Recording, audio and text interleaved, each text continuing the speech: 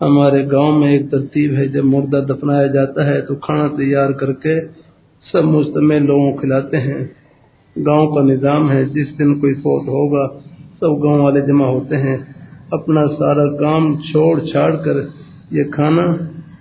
بانٹنا کھلانا کیسا ہے۔ عرف میں گاؤں کے لوگ اس کھانے کو اسقاطات کہتے ہیں۔ فرمائے بھائی پیر مفتی شیخ صاحب کیا اس کے اچھا پہلی دفعہ والا سوال ہے، اس میں پھر کیا ہاں اچھا یہ مجھے ساتھ ہوا جو جواب